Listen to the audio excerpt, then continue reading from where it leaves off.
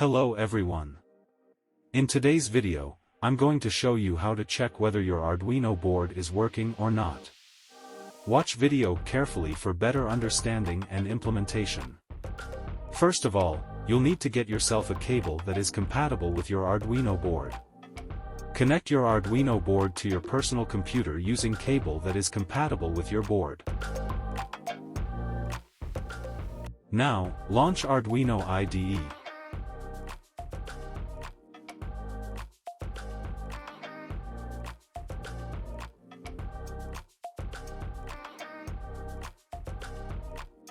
Click on Select Board. From the drop-down menu, select your Arduino board model. In my case, I have chosen Arduino Uno.